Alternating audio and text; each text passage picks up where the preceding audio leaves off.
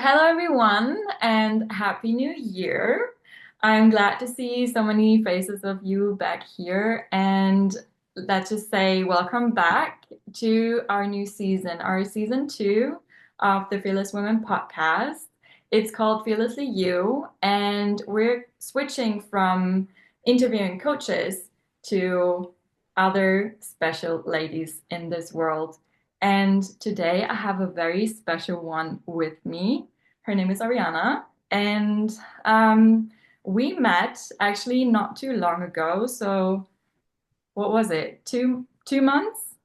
I think 2 months, yeah. 2 months ago, yeah. So 2 months ago we met in Thailand very briefly, and on our last day that we spent together in a yoga retreat, we connected on another level. And from the things that you shared in our conversation, I immediately was like, I need to have you on this show. And I asked you, and you said yes. And today you're here. So I'm very honored. I'm very privileged.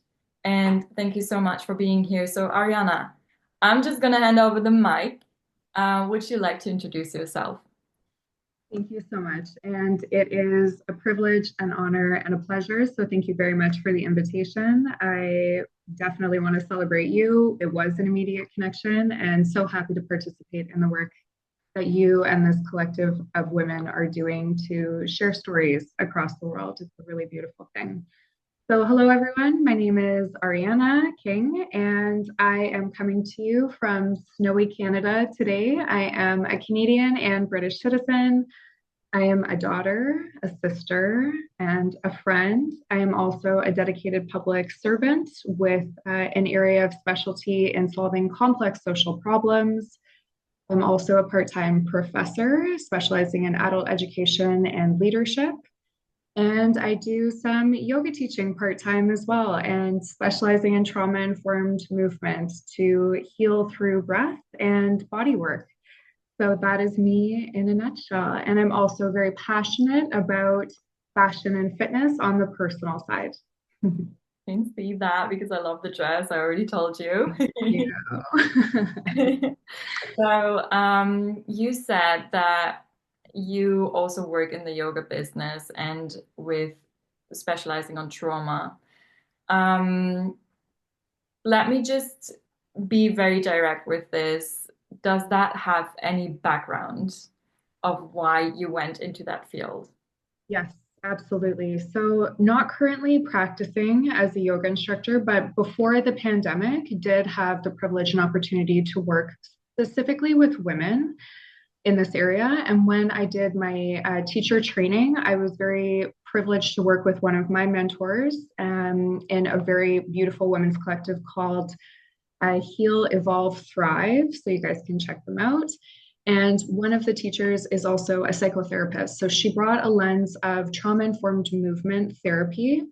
So, to answer your question, I would say yes. Very early in my youth, when we were going through a really difficult journey, as many teenage and young women do, to really find ourselves, find who we are, what we want, and really have some sense of direction into where we want to go with our life.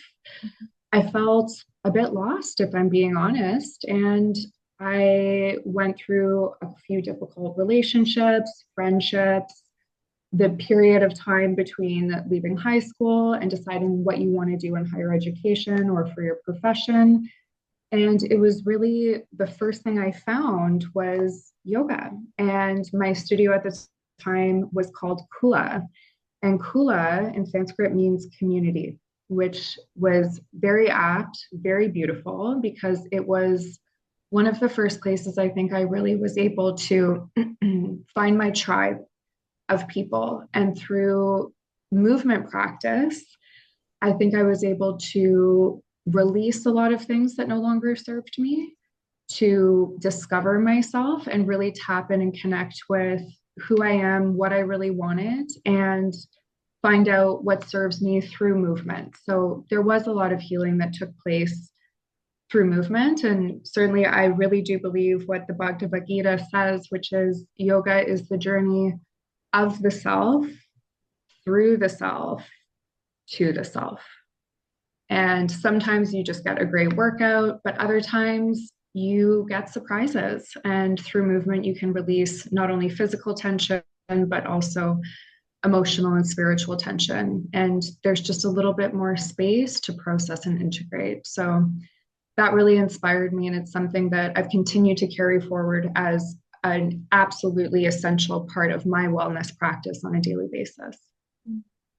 Well, thank you for sharing that. And I think a lot of people relate to that because for most of us, yoga is one starting point of, starting the healing journey, the wellness journey of, deep transformation. And so I also heard that you said you found your community, and I think that's also really important. So to talk about. So how has this specifically helped you to find a community? It has helped me find community because I'm constantly inspired by people who are seeking a sense of connection to themselves. Mhm. And through that, I think there is a mutual understanding because a lot of us, particularly women, I found of all ages, participate in the wellness spaces and certainly yoga as a way to go within. Because so much, I think, of our attention and effort as we've been conditioned and socialized is externally facing. So there is a lot of emphasis on taking care of others, nurturing others, putting our own needs aside, and constantly focusing on what's outside of ourselves for a sense of validation, purpose, accomplishment. But I found over the years, for me personally, I can say it has just left me in many times burnt out, exhausted, and generally arted, like just very dry in terms of a sense of um, wellness and replenishment. There was like a lacking of this lush, vital energy because so much was going out. So when I see other women in particular on this journey to heal that were struggling, going through similar or different things, the connections that are made because we are each on our own journey of going inwards brings us close together to say, you're not alone. And it is very comforting to know that there's compassion beside us and strength within all of us. So I think to hear people's stories in those spaces have been both inspiring and comforting. And truly, I think that's what the collective has offered me is a sense of like hope, comfort, and joy that people are constantly seeking to rediscover, reaffirm, revitalize. And that is a very powerful point of connection. I love that you found that in this community and that it helped you tremendously in this journey to move forward.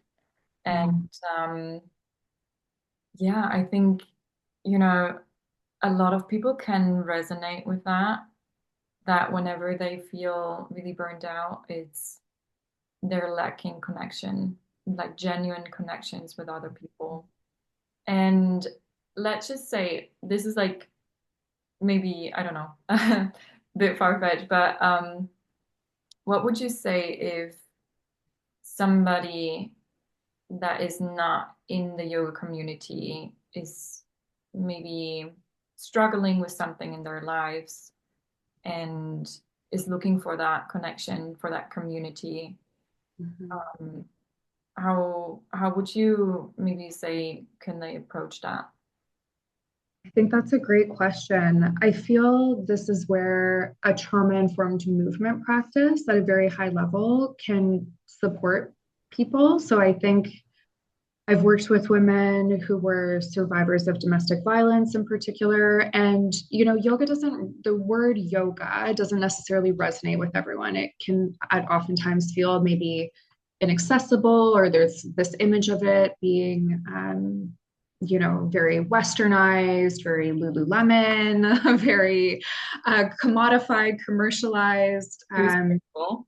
Yes, absolutely, very white, as it can be very feminine. So there's, I think, a lot of barriers potentially. So the way I've approached that, where women are seeking, or there's suffering that's happening, and I think Dr. Gabor Mate, who's a very prominent Canadian doctor who specializes in trauma in the body, he's done a lot of work on the manifestation of chronic illnesses in the body because of unreleased, unprocessed trauma.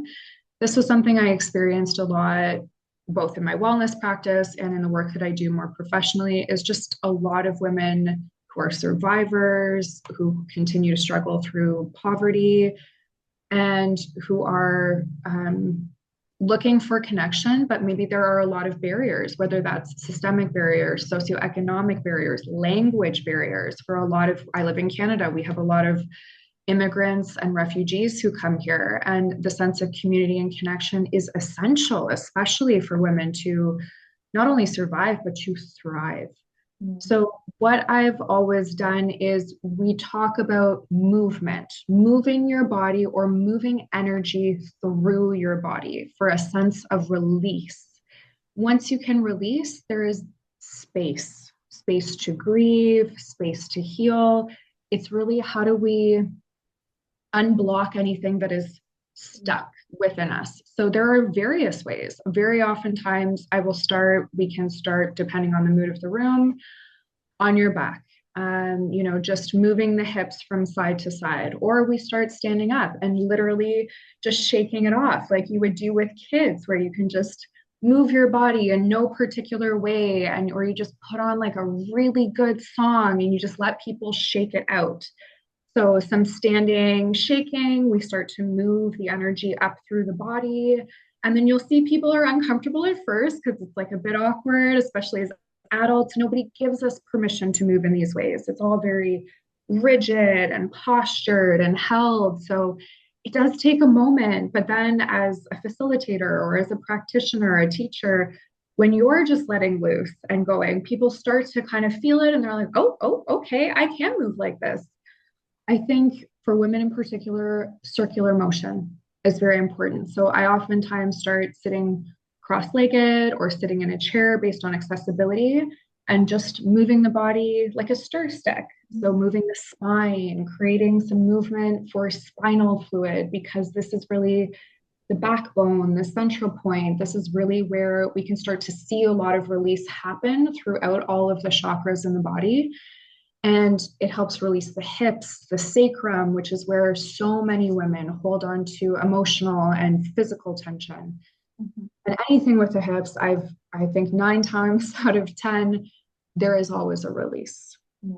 There is always a release in a room emotionally, and very oftentimes followed by an unnecessary apology, because again, I think we're not given permission to release, not just as women, but I think as adults. It is put on the tough face. Like, if we have families, we have to be strong. We can't cry at work. What does this mean? Like, so it's always such a beautiful thing to see, because after a release, there is just always a sense of relief.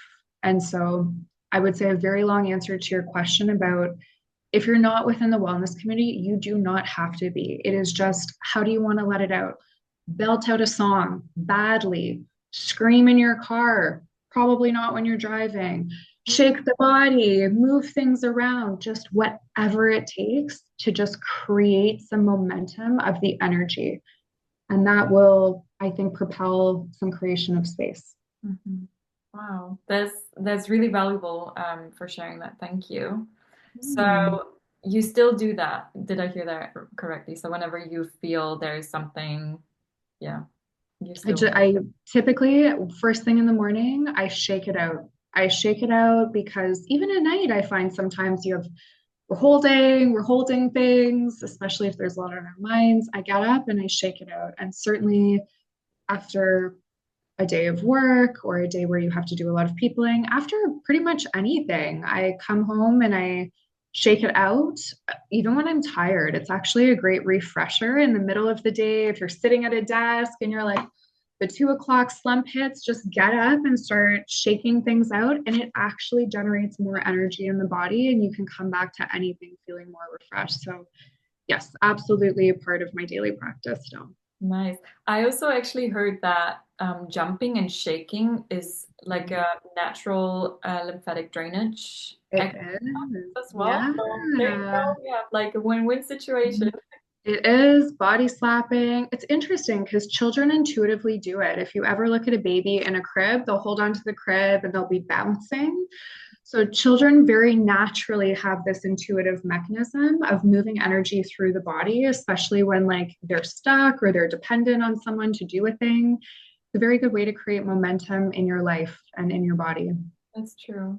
I Mm, also want to say, because I found that super interesting, and I think a lot of people need to hear that and the emphasis on this.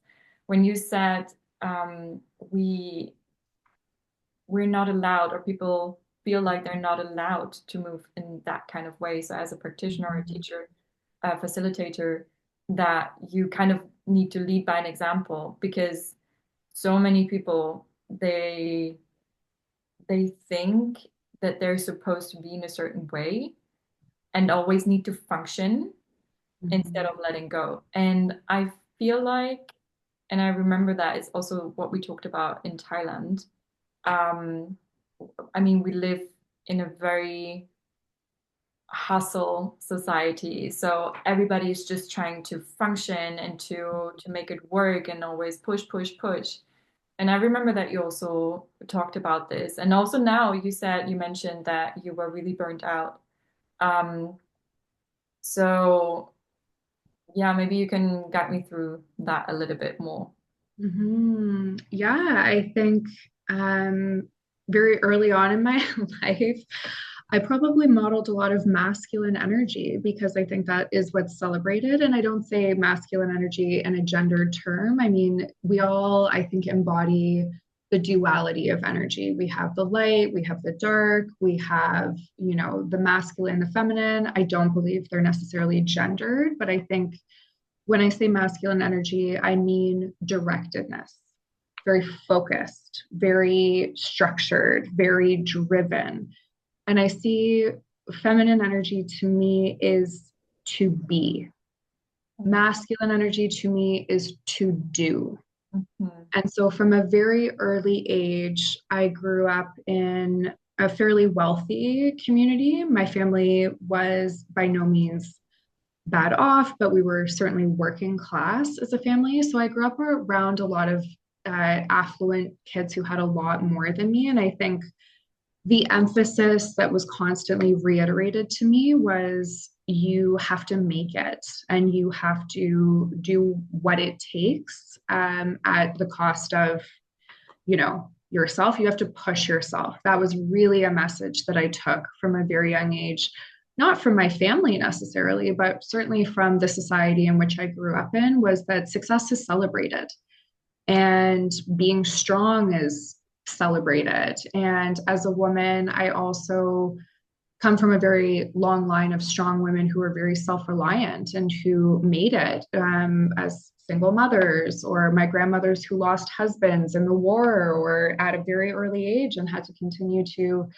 provide for families. So it was just modeled to me that like you have to be strong for yourself and family, and you have to do. So being to me felt more like taking a break, and I didn't really I didn't really lean into that because I think it's not celebrated. Certainly in North American society, it's more seen as maybe to be lazy or a lack of ambition. These things are not celebrated. To be and to be present is not necessarily celebrated in the way of looking forward, what's next, always thinking about never stopping to celebrate your wins. Mhm. So for me, I would say I spent I would say a good 10 to 14 years working anything from 2 to 5 jobs, going to university full time, funding it myself. And there was a really strong emphasis on accomplishment. I wanted to be accomplished. I really wanted to get the win, whatever that looked like. And to me, I think it was just a standard I set very, very high for myself. Because now that I look back, maybe I was competing with what was modeled as success. And so through that, I think it was at times to my own detriment because I pushed myself beyond, you know, beyond rest, beyond celebrating the wins. I just kept going. And certainly it did lead to successful career and a lot of fulfillment because I do love what I do and financial stability. So we did get everything we wanted, but it left me very burnt out, very burnt out. And so I got to a place where the question was, how do I recover from this? But more so, how do you recover is I had to learn, I think in my 30s, it's not just about taking a vacation or a holiday to recover for a week or two. It's really, how do you recover from that mindset? Yeah. How do you recover from that overemphasis on the doing? Because there is always something to do. Yeah. There will always be something to do, especially if that is how you orient your self worth. Mm-hmm. And that is what I discovered. So, how do I recover from this idea that maybe at the core is driven by a sense of you're not enough unless you achieve X, Y, and Z? Mm-hmm. And so I think that's a bit of a lifelong journey. And I think through understanding, going back to the collective of women that I've seen in a wellness space, I mean, I would sit in circles with women who were corporate lawyers, who were, working for the UN, who were multimillionaire entrepreneurs. And I was also working with young women who, were doing missionary work. And the similarity around the circle was so fascinating to me because I'm like, wow, these women, this is a success, the epitome, the height of success. And yet we all feel the exact same way, burnt out, a sense of truly, I think the one phrase that kept coming up is this it? We had all reached the height of success Mm-hmm. according to the standards, our standards, what we've been socialized to believe. And we were sitting in a circle, exhausted, confused, because we all felt a sense of longing. Mm-hmm. And what was the longing? I think that is really what so many women I have encountered in the wellness space are searching for. Women that are coming from corporate environments or professional careers or successful lives, even women who have beautiful families, stay-at-home moms, everything we thought we always wanted. And yet there was a deep sense of longing and an undeniable exhaustion. Wow. Mm-hmm. It just gets me questioning, but I think maybe I know the answer. So this longing might look very different for each and every one of you, right? Each and every one of us. Mm-hmm. May I ask what it was or is for you, Mm-hmm. the longing that you discovered after this journey? I think it's to be, Okay. to be present, to be content, Mm-hmm. most of all, to be whole, to feel complete. And I think that that was around the circle of the many circles I've been a privilege to be part of. It always comes back to a sense of wholeness and even the idea of a circle and a collective. It is whole. Yeah. It is not part. It is not angular. It is continuous. It is cyclical. And we are, as women, cyclical beings. We have monthly cycles. We have these periods on a monthly basis where we go through great shifts and changes hormonally, physically, emotionally. And it just, that is the word that kept coming up over and over in my life, in the stories that I heard, was this deep longing Yeah. to belong not only to a community that felt safe, but to belong to ourselves. And I think that that is the sense of being whole, is to belong to yourself and to really cherish that. You're giving me goosebumps. And like knowing what you just shared, that so many other women feel the same, it's just wow. You know, knowing that we live in a very patriarchy society, which is anti-cyclical. Mm, Um, it's a 24/7 at 365, 24/7, mm, and we work differently. And no wonder that at one point we get to this complete exhaustion. mm, And I wanted to go back there because mm. I'm also very curious, how did you notice that you were completely burnt out and exhausted? What was the moment that you realized, wow, what's just happening here? Like your little wake up moment. Good question. I think there I got used to living with being tired for so many years. Like exhaustion to me was almost a badge of honor. I'm sure many people and women can relate to that, to say people are like, how are you? And you're like, I'm exhausted. And that's almost like it's almost like funny. Like we laugh it off and we're like, yes, we're doing too much, you know. But truly, I think I was literally so conditioned to just be perpetually exhausted. It had to come to, and people warned me, my family, my mother in particular, was like, you're, you know, she often had a phrase, you're burning the candle at both ends, like it's going to catch up with you one day. And I'm like, okay, well, wait and see, because I've survived this long, and you know, I was young and I felt like we had a lot of energy.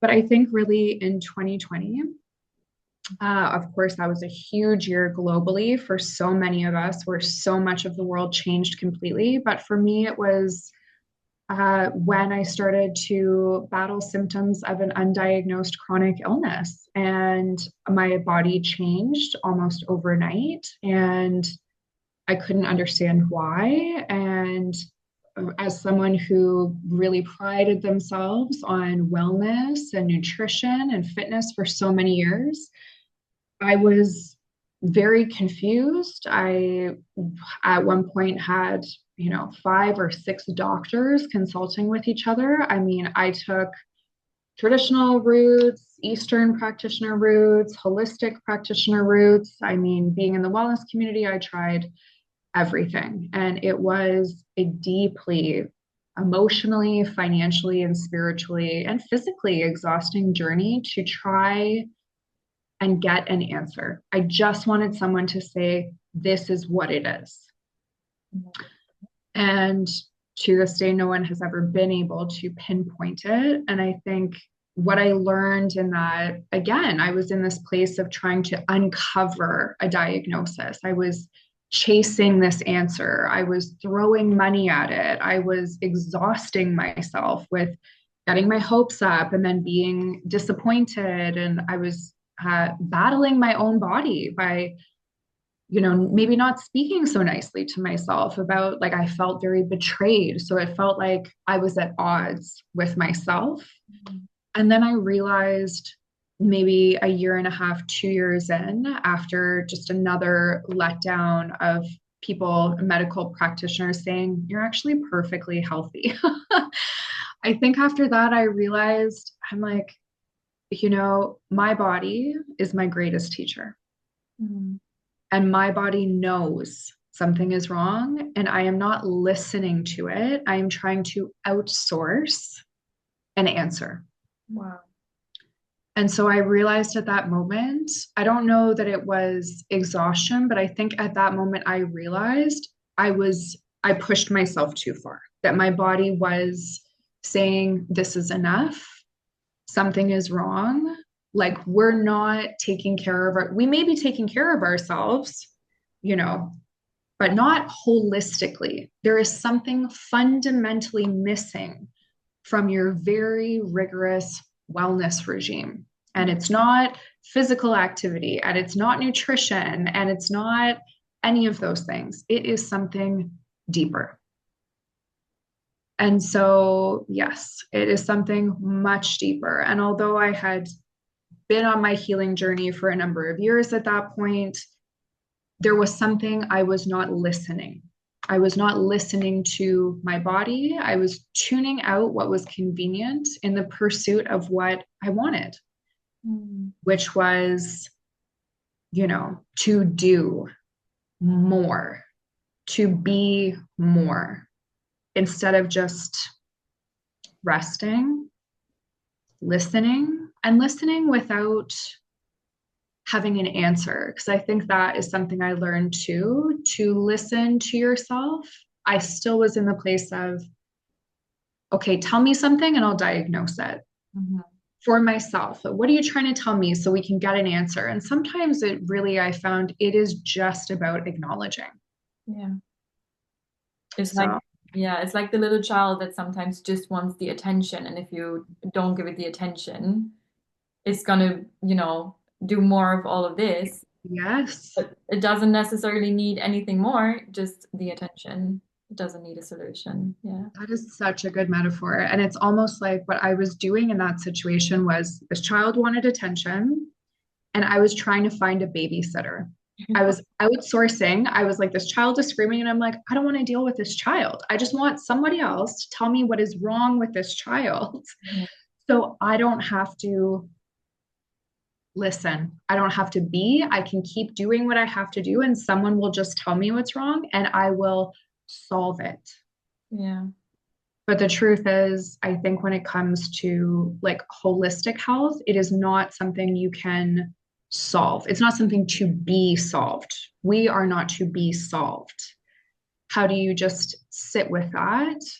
And truly, once I just stopped searching for a diagnosis, once I just started speaking kind words and acknowledging to say to my body, I'm listening. I'm sorry. I was ignoring you. I'm listening. I'm here.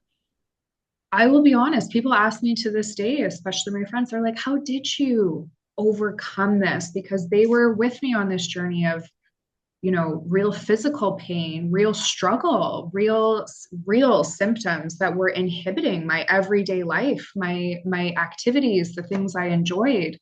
Mhm. And I said, I don't think there was no solving it. It was just when I started speaking kindly, when I started listening, and when I started saying, okay, I'm here, we're here, whatever we need to do, like I will honor that. They really did recede. Those symptoms receded completely. So this acknowledgement was, I think, really critical to it was really the key for propelling myself forward into a place of healing. Wow. It's beautiful to, have those kind of stories that prove how mind and body are connected. Absolutely. So like so many people they ignore the fact and like you did too in the beginning. Okay, I have like symptoms, I have pain, I have Mm, physical, things.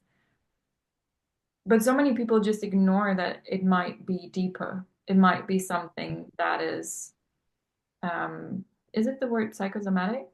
yeah, Yeah, psychosomatic. Yeah. psychosomatic.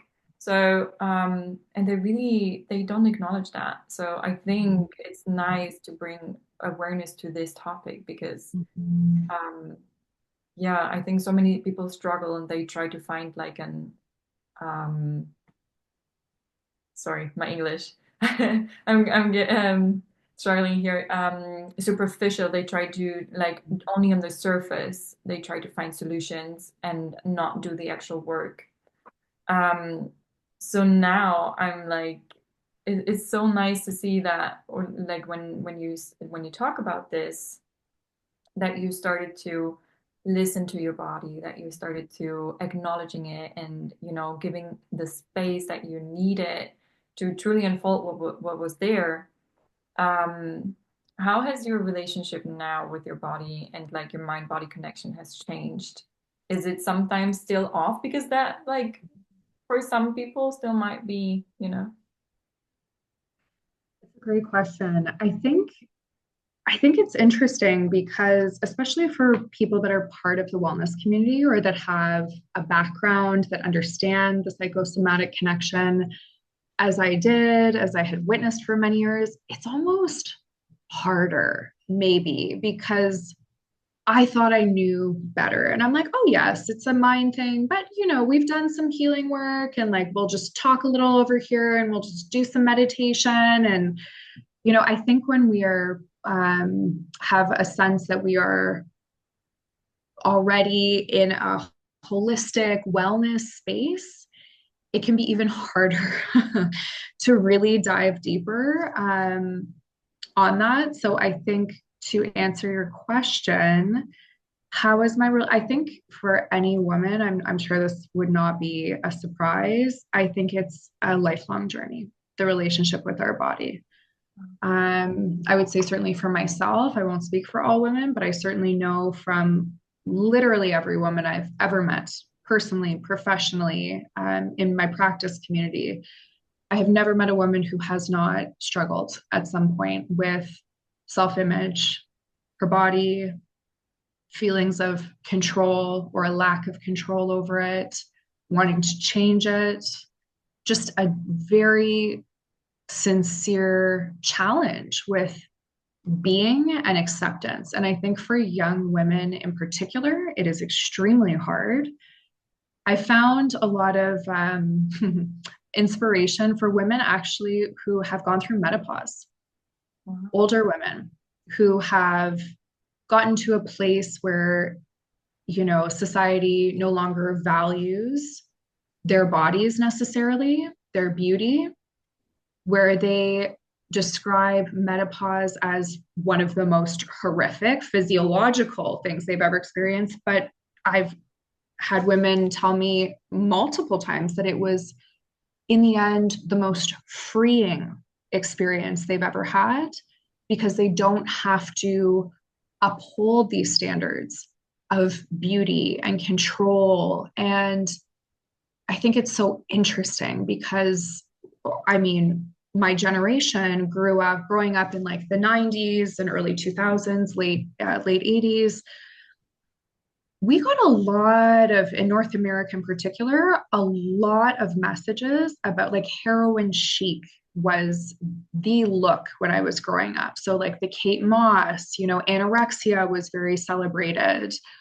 Plastic surgery to have like it like this. There was a lot of body dysmorphia that was not only proliferated, but that was celebrated. And of course, youth continues to be coveted as the ultimate epitome standard for women and young bodies. So, the rise of a multi-billion-dollar industry for Botox and fillers and everybody wanting to look very similar to people who are so like on social media, Kardashian looks, like there are literal trends. I remember reading this very beautiful book called I'll circle back, I can put the link in, but it was written by a Moroccan professor. And at the end of the book, she talked about coming to New York to give a talk. And it was so hot in New York. She went into Macy's to buy a skirt and she went to the sales associate, and the sales associate said, "We don't have anything in your size." And this professor was so floored because she was like, in my country, you go into a store and they make clothes to fit your body. Yeah. In North America, you change your body to fit into clothes.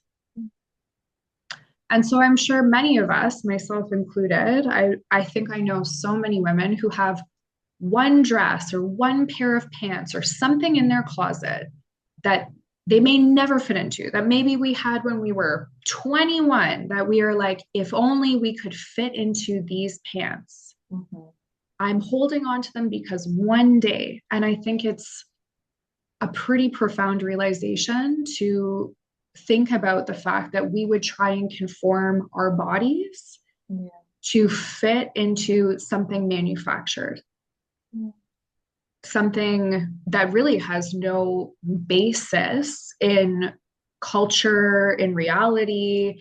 It's really arbitrary. So, this idea of celebrating a size zero is very tricky because what is the line between wellness and toxic wellness or wellness to the point of still upholding very rigid beauty standards, a lot of which, I subscribe to. Like, would I feel super confident going outside in sweatpants and, eating junk food for a week? Absolutely not. No, I can fully admit I have my own rituals around wellness and food that nourish me, that make me feel good. Physical fitness is very important to me, being active because it makes me feel good. And also, when you feel good, you look better. But I think to circle all the way back to the original question, it's a lifelong journey. And I think every day you can feel differently about it, and it's very contextual. Yeah. Thank you for like, even though you circle out a bit, but thank you for giving all of this context because I think many people can relate to that. And also, I love your answer because in the end, it's true. We have phases in our lives where we might feel super confident, we might feel very glowy, like we're in a good state of being when we do all the things that make us feel good.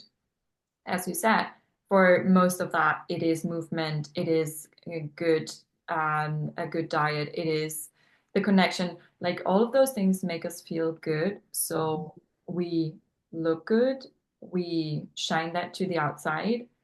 Um, but as you said, it's a lifelong journey. Life happens, and then our habits change a bit. We might fall back into bad patterns and then we fall back into like a whole down spiral of like, okay, now I'm not doing the things that make me feel good. And now I look into the mirror and I see the result of not doing the things that make me feel good. So I don't look good. And also very interesting because in those moments, I want to go back to that because it's so important, I think. We have those clothes that you were talking about. And then we try to fit into that. We body shame ourselves. And what does it do with our confidence? It makes it even worse. And it might be that we even fit into those clothes, but we look at it and even like have this negative self-talk. Yes. You also already talked about with your illness, that then we start to talk like, oh, I look ugly, I look fat, I look this and that.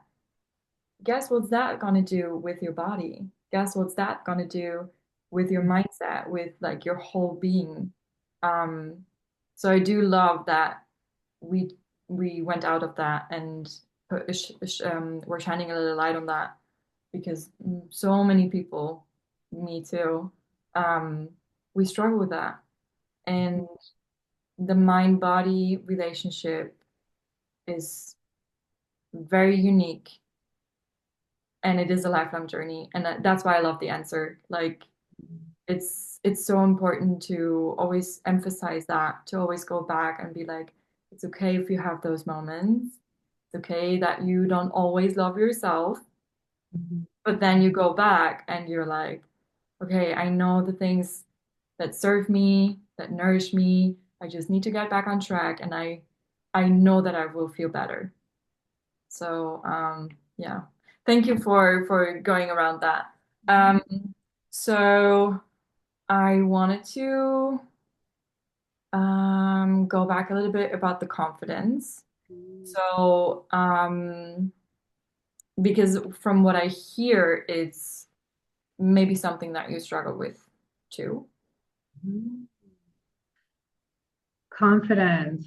Yes, confidence was interesting because I feel like so many of us have what I like to call little girl confidence. Like when we're kids, if we were fortunate enough to come from loving households that supported or encouraged, growth and just a sense of being, which I did. I came from a very beautiful, loving household. So I had a lot of little girl confidence, and I really got a lot of positive messages about my capabilities and my curiosity and just the way that I was. And so I expected as a little girl, let's say 6, 9, going out into the world, I'm like, this is what was modeled, this is what the world will be. But in fact, I learned very quickly and many times over my life that no, the world is actually going to test you. It's going to test your confidence. It's going to test your resilience. I think certainly in North America, we live in a society that makes money and profits significantly on a lack of confidence. If you are not enough, but you can buy something or do something to give yourself that, there is a lot of industry power behind those kind of messages. So going out into the world and being faced with you're not enough, or you're not special, or you're not good enough, you're not smart enough, you're not pretty enough, any of the messages that I'm sure all of us have heard over and over and over again, it tests your confidence. So I think confidence over my lifetime certainly has ebbed and flowed, where when I was younger, I had to learn how to build it back. We had to come back to a place. And I would say, thankfully, it came back a lot stronger to realize the difference between what I was being told and why. Why would people give messages like this? There is a reason behind it. Oftentimes it is projection. Oftentimes it is not about you. It is often a lot of other people's trauma that is being projected onto them. So, how do you build up a sense of resilience?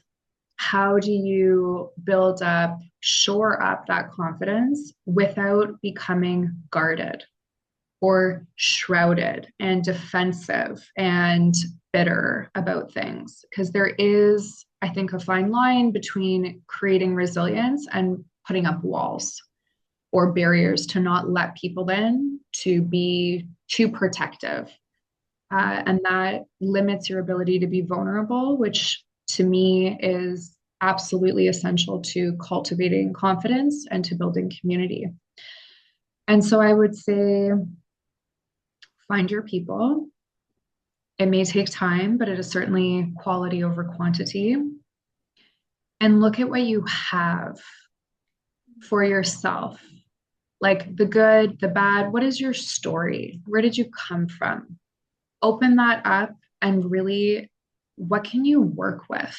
Because if you go out into life and model, and I'm sure I certainly tried it when I was younger, to be more like somebody else in order to fit in and belong, which certainly as a young woman, belonging and being part of a community is really essential and very emphasized at a critical point of developing your own self identity.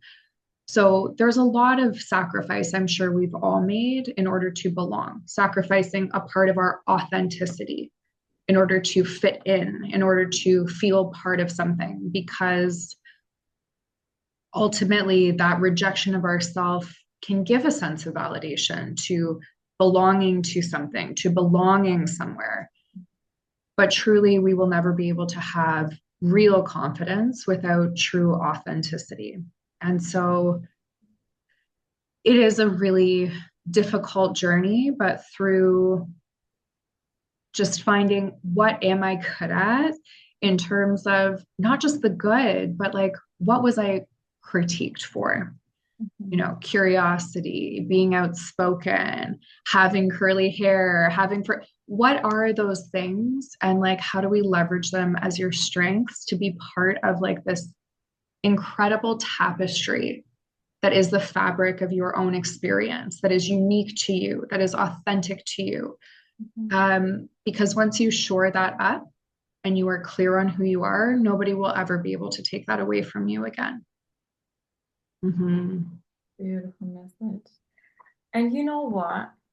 I think something that really drew me to you is that I actually thought, I love your confidence because it's like it is authentic and it is healthy, because some people might mistake it like, oh, you're so confident, like more in the arrogant kind of scheme.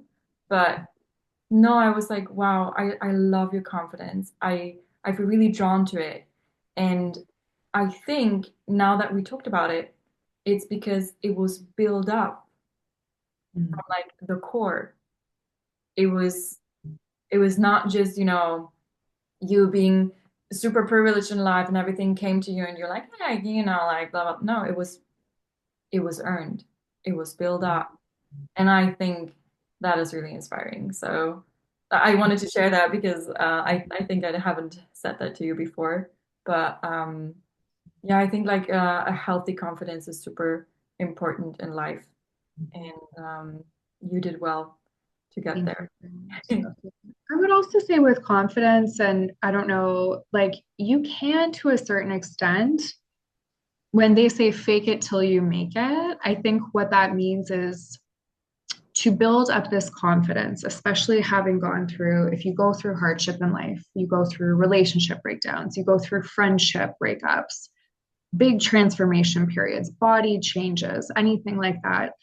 Fake it till you make it, I think, in this way can be, even if you do not believe it, when you are trying to say self love, self affirmation, to say to yourself in the mirror, you're beautiful, you're talented, you're smart, you're good at this, you're amazing mother, you're whatever it is that you are proud of, even if you don't believe it, because in those periods of low self esteem, you will not believe it when you say it to yourself because we are our own biggest critics. Yes. We are our own harshest audience. And familiarity breeds contempt, and we are the most familiar with ourselves. So we have the most contempt for ourselves.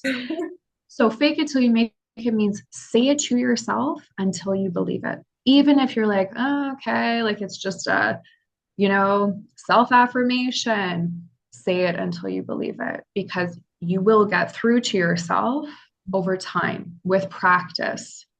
Show up for yourself continuously and it will build. You have to build it back brick by brick, but once those bricks are in place, no one is taking them down again. It's an amazing advice. Thank you for sharing that. And also, isn't that you start to believe what you hear? So actually speaking it out is the way to do it. So you start to listen to the words that you speak at one point, inevitably you will start to believe them. Mhm. It's So yeah. interesting we would more believe it from someone else, which is why so many of us look to someone else to give us the validation, this external seeking of validation, which is, of course, a wonderful feeling and is very tied up in our literal psychology. But when you can give it to yourself, Yeah. unstoppable. Yeah. Um, so Ariana, like we're almost getting into the end of the interview, but there's like still a few things that I have on my mind. And I'm sorry, I'm not sure when we I don't know if we talked about this. So apologies for that. You said you're a professor as well. And what exactly do you teach? I'm really curious. Yeah. So I teach primarily interdisciplinary studies at a college in Ontario. Okay. Mhm. And I've been doing that for a while now. So I'm really drawn to social science, so anthropology, sociology, human sexuality, critical sexuality, gender studies, these kind of things. But really, I think the key tenet that runs through it is critical thinking, which Yeah. is what was the most, I think, the biggest gift I ever gave myself in Yes. life in terms of higher education was critical thinking.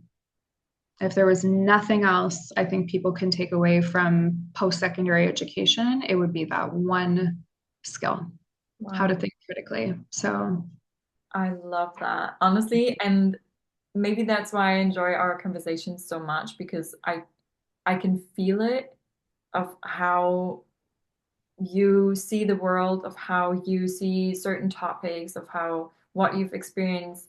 It really shines through and it's very inspiring.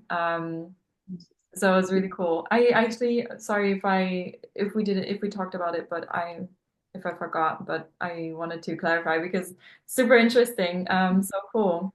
Um, yeah, so one famous question that I love to ask, and I think I already warned you.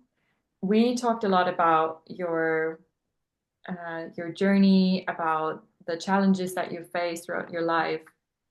Is there anything at this current moment that you struggle with, a challenge that you're facing, that you feel comfortable to share? And also, how are you approaching this at the moment? thank you. Saved the best for last, I see. It's easy ones. Yes, I think it's both a challenge and a gift. And I would say at this current moment in my life, in my mid 30s, grief, Oh, grief. So, grief in the sense of end of life grief for someone who I love more than anything in the world, but also grief over the ending of my 10-year relationship with my partner, my former partner and spouse. And there was, and certainly this all happened when the pandemic was happening. So I think a lot of collective grief. I think since 2020, the past few years, that has really been the theme of like grief for loss and also a grief of loss of a future, mm, loss of people that we love very deeply, different kinds of grief, people that we lose as we do, which is part of life. But then also when relationships end and that person is still there, but no longer part of our life, it is a different kind of grief.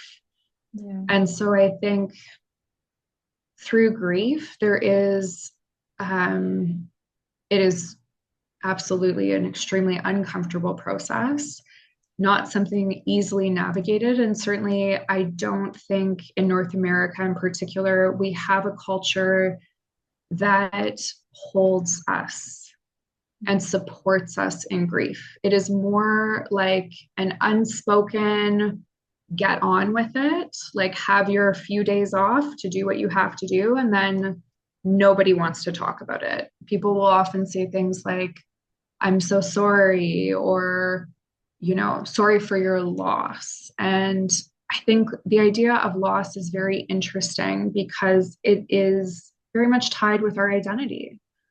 When we lose someone, you lose a relationship, you lose a connection, you lose, or maybe you don't lose, maybe it's a reframing. So for me, it's been a journey of like, what am I finding Mhm. in this journey of grief? And how do I continue on with life and being, a friend, a daughter, a colleague? How do I continue on with all of these roles that I play when there's just such a profound sense of loss and sadness and uncertainty, and certainly starting over, particularly with my relationship? It was a situation I never thought I'd find myself in my mid 30s, separating from someone who I deeply loved, deeply cared for, um, amicably, which is also very difficult. So it is, I think, to start over, there is a sense of a life that is lost. You have this idea of the way your life will turn out. And so there's a mourning for what is no longer possible with the person you thought you would build that dream and future with. There's also a mourning of the life that you have. So to go through and, sell a house and move cities and like separate literal logistics of things. It is a deeply financially, emotionally, spiritually, and physically exhausting process. And I'm sure anyone that has gone through it can testify as much. But it's also a sense of like, who am I now? Mhm. Because so many of us, I think, as women, our identities are so tied up in a collective of our family, our friends, our partners, our children, our work that we do. We are we immerse ourselves, we give ourselves so fully, I think, to the relationships that we have around us. When those relationships dissolve or end, where does that leave us in terms of how we identify, who we are, and how do we rebuild? How do we rebuild our confidence? How do we rebuild our life? How do we dream again? And how do you sit with yourself, especially after the end of a marriage, a long relationship? You're used to a partnership. So to be on your own again, when you thought you wouldn't have to, is certainly, it takes a lot of courage. It takes a lot of patience. But I think when I said at the start of this, it was both a gift and a challenge. The challenge, I think, for me in grief is I really want it to end. I don't want to feel grief Mhm. for an extended period of time. I think as we go in life, anything uncomfortable, anything challenging, anything really hard, I am the kind of person I like to move through things. Mhm. I will experience it. And when I'm done with it, I want to move past it. Yeah. Yeah, Yeah. we did it. We were here. We cried. We'd like to move on now. But the truth is, that is not how it works. Mhm. And grief is a journey, it's not an upward linear trajectory. There will be days that are better, there will be days that are worse. Anyone that has been through profound grief will tell you time can heal. I think it's challenging for me because I am not a self-described patient woman. So I like to deal with things and I like to move on with them, but that is not the journey. So it has been challenging for me to sit with that. But in that, I found, I think, one of the greatest gifts. And the first gift I would say is with the loss of a loved one, I found grace in grief. And I Mhm. had looked for grace my entire life. And I had admired this quality of grace. And I said, how do you become graceful? What is grace? I was fascinated by this notion of grace, what it meant to be grace, how to embody grace. And I never found it until I found grief, Wow. because you have to have grace to sit with yourself, Mhm. the patience, the compassion, the love that is required to hold yourself and the people that you love through that. That is grace to me. And so I found this really this gem. I found this gem that really taught me this is what that means for me. I also think the other gift was in my separation.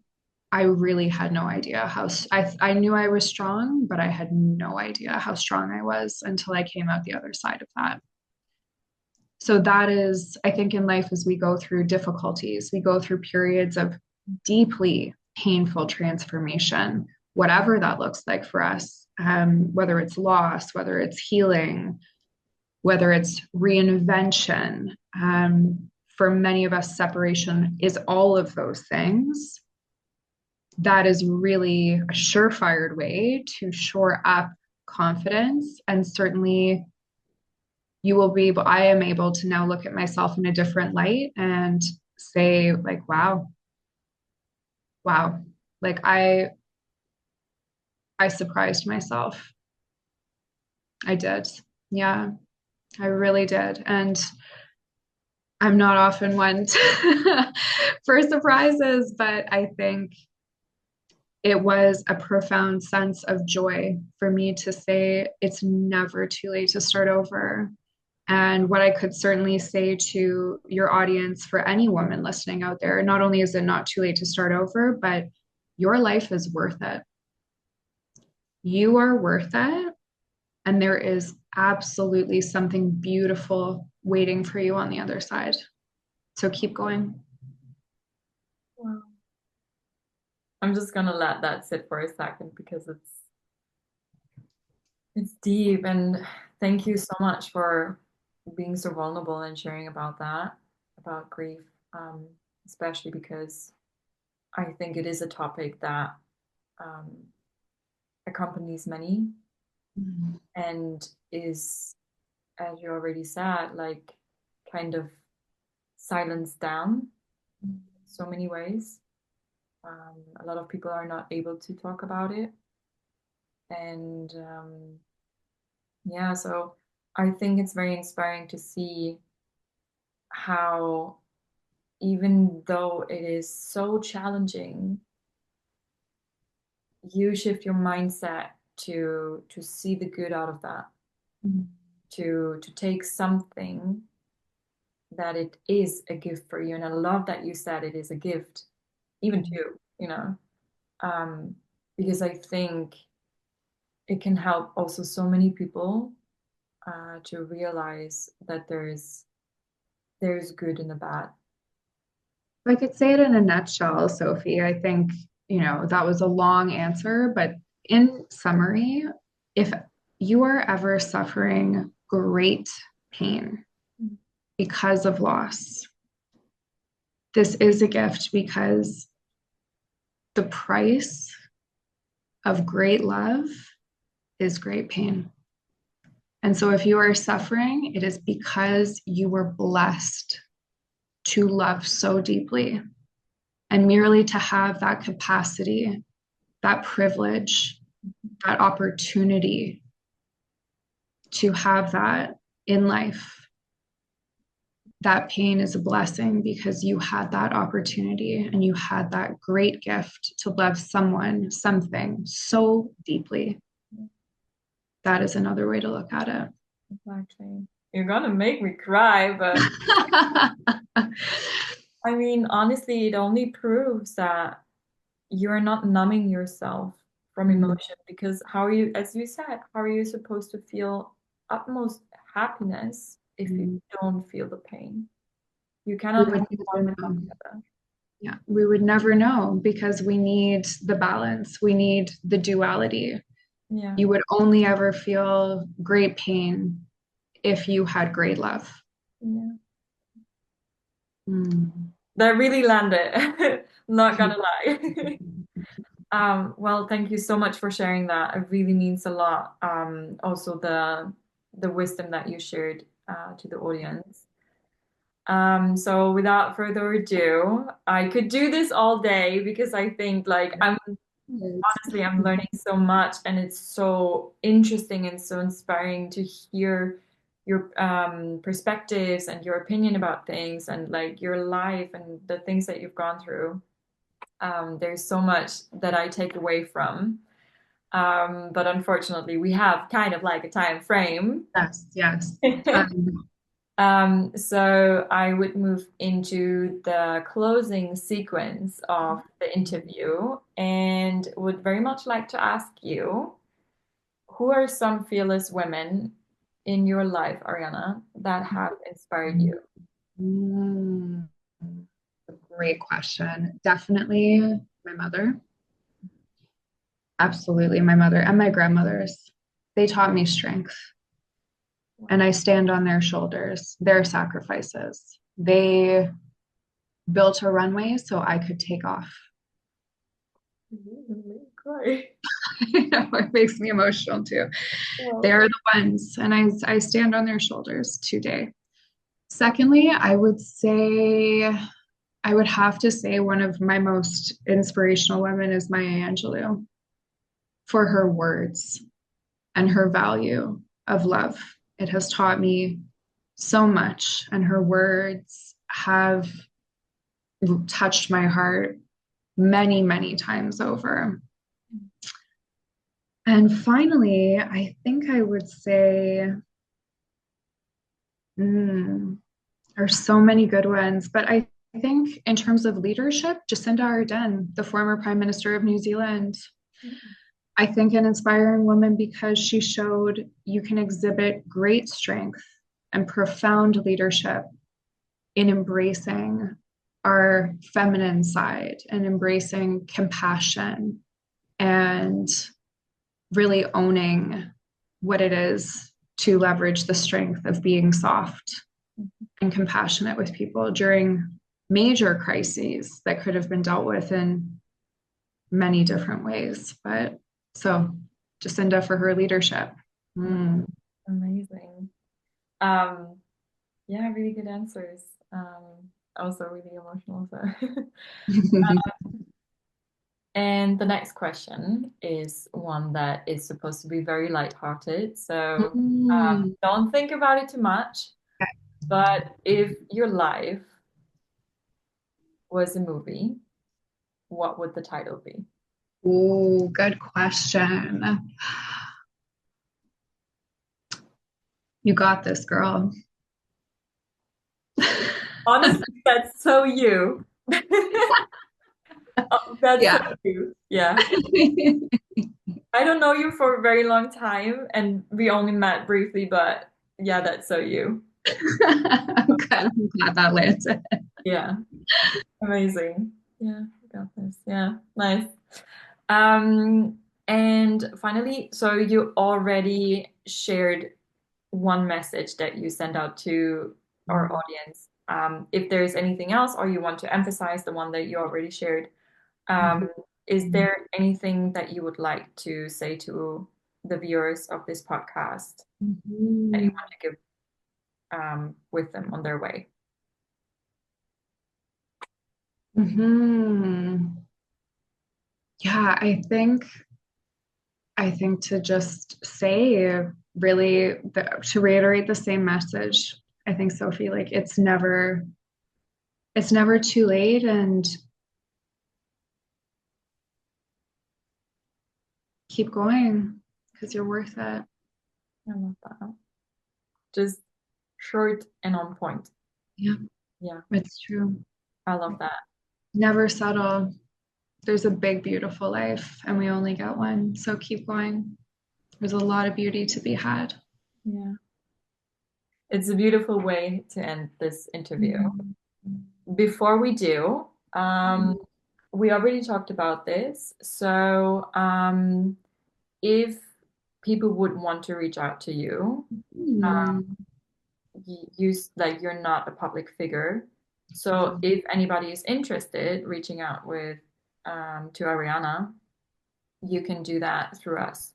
So we will establish the connection. Mhm. So if you have any questions, any comments, anything you would like to talk about of anything that you heard in this interview, we would love to create the connection between you. So nothing Thank that you need to share any social media handles that don't exist. So you. Don't exist. Thank you. I appreciate that. I appreciate the warm connection, and yeah, would welcome any feedback or connection. And I hope someone somewhere could take something, if for nothing else, purely for entertainment and yeah. some thought. Mm. Honestly, like I'm walking out of this conversation being like, "Oof, okay, this was amazing. This was intense, and it was so much um, just confirming of the things that I already, thought about. So many topics that are also present in my life. So it's just so nice to hear it and to hear about your journey. So I really appreciate that.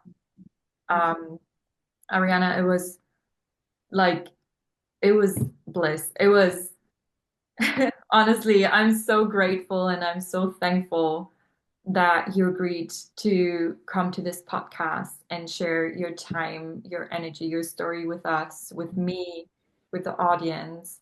Um, it was amazing. Like I had such a good time. I learned so much. I really value you as a person. I really value your wisdom that you shared. So thank you so much. And I really hope that I get to see you. I do have flights to Canada, so we'll make it Yay! happen. We will But make it happen. yeah, I'm so looking forward to staying connected and to see you continue on your journey. And thank you so much for this, for coming. Thank you. Thank you for the invitation. Thank you for the opportunity. And thank you for being wonderful and amazing. And it is such a privilege and an honor to make deep and meaningful connections with women who are here just sharing our stories, which I think is the most beautiful gift we could ever give each other. Yeah, So it is a privilege and an honor, and it was great to see your face. Thank you. likewise. Thank you so much. Okay. So, yeah, goodbye, everyone, and we see you next week.